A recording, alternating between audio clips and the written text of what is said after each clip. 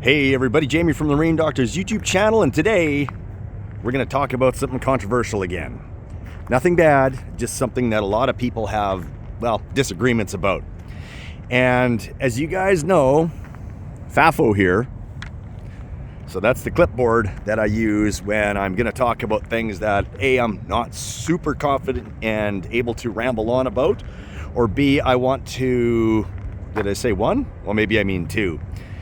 Number two is things that I want to make sure that I don't miss key points on, so that I don't make mistakes and lead you guys all in the wrong direction, because that's definitely not what I'm intending to do. So today I'm even going to throw up a disclaimer.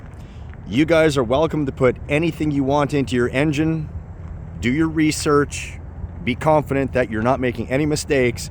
It's all on you guys, but I have something to say. So today we're going to talk about oil. I know it's been talked about to death, but what I want to say is going to be a little bit different than what you would typically, well, hear on the internet or read on the internet. So I was at home today and something popped up in my feed, and it was this fella, and he was talking about the different weights of oil that are available for Chevy trucks. And what he was trying to determine was, do the oils make a difference, A, in performance, and B, will it prolong the life of your engine?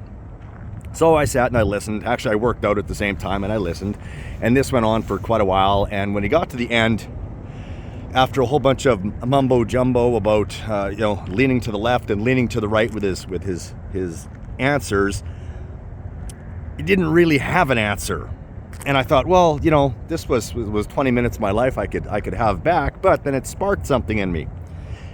I could tell what he was trying to reiterate to everybody, but in a different way, but do it in a marine setting, as to why you use typical oils in your outboards and your stern drives.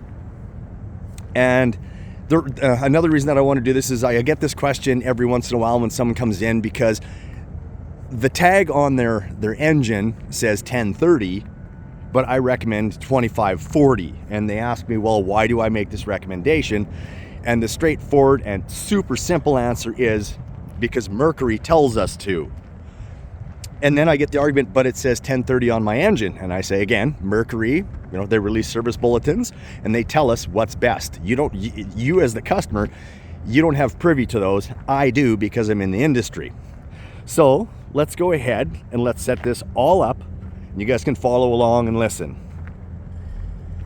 You unwrap your brand new Mercury outboard, and there it is, a 1030 sticker on it. But wait, didn't Mercury or didn't Jamie at Marine Doctor say that 25W-40 is better now? Today we're diving into the oil spec confusion that's got boaters scratching their heads, and I'll break down what it means for your engine, your climate, and your peace of mind. We could probably also add in the fact that it might even save you money in the end. So what the manual used to say, Mercury originally recommended 1030 FCW marine oil. So FCW is the standard that I believe it's the NMMA recommends that the marine industry has to follow in order to be qualified as a marine engine oil. Okay, so this is for new 4-stroke engines. So that's your automotive style engine that you've got in your boat and the outboards.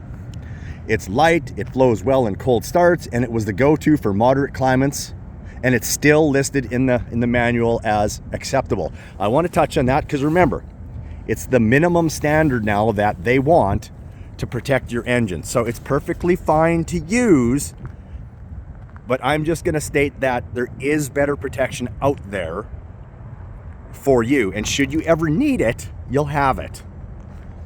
Okay, so the Bulletin came out in 2011, so it's been a long time that this Bulletin's been out, yet they're still using the 1030 sticker, probably due to A, the minimum, and B, the cost that they would have to incur to create this new sticker. So Mercury issued bulletins recommending 25W-40 blended FCW oil. Why was there a change? Higher operating temperatures in moderate outboards. There's a better shear stability under load, improved corrosion resistance, more consistent oil pressure at high RPMs, Think of it like wearing you're wearing sneakers, but then you switch out for the same job and wear steel toes. So you're gonna have that extra protection. You may never need it, but it's always gonna be there.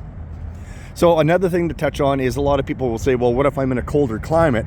So I'm in a colder climate here up in Saskatchewan.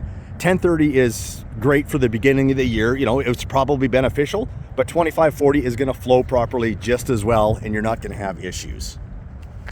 So what about, and I get this lots, people will come in and they say, well, what about using, sorry, I'm just switching papers on FAFO. Well, give me a sec, gotta use two hands. I'm getting there, guys. Okay, so FCW marine oil versus automotive oil, and this comes in a ton. Says, why can't I just go to my local Canadian Tire or Part Source or whatever and buy some inexpensive oil and throw it in there? Well, here's your answer. FCW marine oil offers high resistance to salt water and moisture. Automotive oil is not designated for marine exposure and provides minimal corrosion protection. RPM stability. FCW oil is built for sustained high RPM, which is typical in boating. Automotive oil is optimized for stop and go driving and lower sustained loads. So again, you could always go out and find a higher quality oil, for example, in the automotive industry. But again, it's not going to have the same type of protection that the marine oil does, and I'll explain. Okay, marine oil maintains its viscosity under heavy load and long runs. Automotive oil tends to break down faster under marine stress. So we have more things or more pressure on the moving parts at any time in the marine industry. We don't have the benefit of a transmission. So that's a huge point that we need to reiterate with people, is the amount of stress that's on that engine versus a regular engine. That's not to say that a turbocharged engine or supercharged engine isn't creating force. Again, it has the benefit of a transmission. Oh, what else? Where are we here? FCW oils are NMMA certified marine use. Automotive oils are not certified for marine environments and may void warranties. Seasonal protection. FCW oil includes anti-rust and antioxidant additives for off-season storage. Automotive oils lack these marine-specific additives. So if it doesn't say FCW on the bottle, it's not to go in your outboard or your stern drive. Okay, got to switch papers again on FAFO. Remember, this is FAFO, it means it's right. So why does I guess I touched on this already. It says, why does the sticker still say 1030? Engines were certified and labeled with 1030 at the factory. Updating stickers across global inventory takes time, and the sticker reflects the minimum acceptable spec, but not the latest best practice. So again, I get people that come in all the time and ask me these types of questions, and now you guys know why do we use that 2540. And actually, if we go through the how they actually rate them, so it'll say 1030 is good, 2540 conventional is better, 2540 semi-synthetic, oh no, I think I missed one. Let's start over. I ignored that.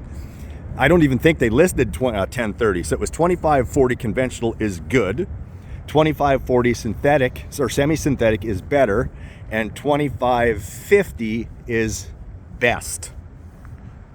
I don't know if I'd go the extra route of running the 2550 for the extra money, but the 2540 is comparable in price to the 1030, but offers a lot better protection.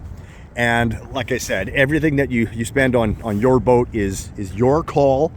The disclaimer is at the start, but again, it's on FAFO, so it's got to be true. Anyway, I'll catch you guys in the next video.